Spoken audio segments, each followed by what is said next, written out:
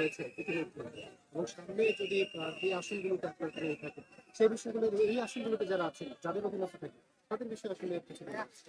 হ্যাঁ, এই করাইল বস্তি বাংলা, এটিকে আমি আসলে কোনো বস্তি হিসেবে সম্বোধন করতে চাই না, এটাকে আমি একটা নগর হিসেবে সম্বোধন করতে চাই। কারণ এটি এখানে অনেক মানুষের বসবাস এবং সবাই এখানে একটা পরিবারের মতন বসবাস করে। তাই আমি যেমন বাংলাদেশের একজন নাগরিক, বাংলাদেশের প্রাইম মিনিস্টার যেমন বাংলাদেশের একজন নাগরিক, এখানে যারা বসবাস করে তারাও এক একজন বাংলাদেশের এক একজন নাগরিক। তো তাদের প্রতি যাতে যথাসম্ভব দৃষ্টি দেওয়া হয় এবং সামনে যাতে এরকম দুর্ঘটনা না ঘটে, এবং গতকালকে অগ্নিকাণ্ডের কারণে যারা ক্ষতিগ্রস্ত হয়েছে তাদেরকে যাতে যথাযথভাবে পুনর্বাসন করা হয় সেই দৃষ্টি আমি সকলের নিকট আশা করছি, এবং সামনে যারা এখানে দায়িত্বে আসবে তারা যাতে এই বিষয়টি গুরুত্ব সহকারে কাজ করে সেটি আমাদের আশাবাদ। এই ক্ষেত্রে বাংলাদেশ সাথে কথাবার্তা বলেছি প্রায় 10,000-এর উপর ঘরবাড়ি রয়েছে এবং অনেকেই সরকারের পক্ষ থেকে এখন পর্যন্ত কোনো ব্যবস্থাপনা তারা বলছে খুবই ক্ষীণ রাজনৈতিক দলগুলো চেষ্টা করছে। এই যে রাজনৈতিক দলগুলি বারবার এগিয়ে আসা তাদের যে একটা সেই জায়গা থেকে সরকারের পিছিয়ে থাকা কিনা বা এই জায়গাগুলো আসলে আপনি কিভাবে এরকম একটি দুর্ঘটনা যখন ঘটে তখন শুধুমাত্র একা সরকার বা কোনো স্পেসিফিক রাজনৈতিক দল একার পক্ষে কিছু করা সম্ভব নয়। তাই পুরো বাংলাদেশের জনগণের প্রতি আমাদের আহ্বান, সকলে একসাথে মিলে এই দুর্ঘটনাতে যারা ক্ষতিগ্রস্ত হয়েছে তাদের পাশে এসে দাঁড়াবে এবং বাংলাদেশের সকলে মিলে একসাথে তাদেরকে যথাযথ পুনর্বাসন করার জন্য সর্বোচ্চ দিয়ে সহযোগিতা করবে।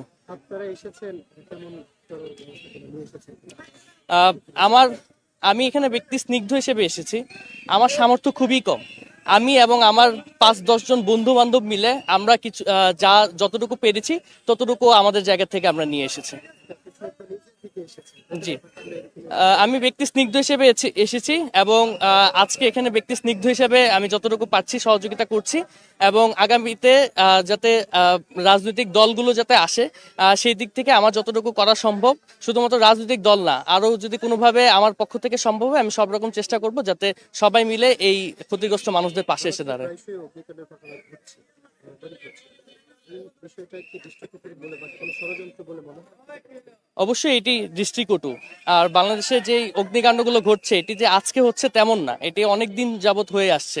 এটি সম্পূর্ণ দায়ভার আমার কাছে মনে হয় আমাদের যেই নগর ব্যবস্থাপনা সেই ব্যবস্থাপনার উপরে। নগর ব্যবস্থাপনা আমরা যদি সামনে ভালো করতে পারি সেক্ষেত্রে এই অগ্নিকাণ্ডগুলো কমে আসবে এবং মানুষও ক্ষতিগ্রস্ত কম হবে।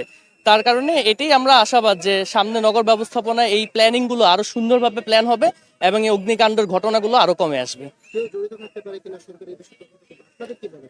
এটি তো তদন্তের বিষয়, তদন্ত ছাড়া আমার পক্ষে কিছু বলা সম্ভব না।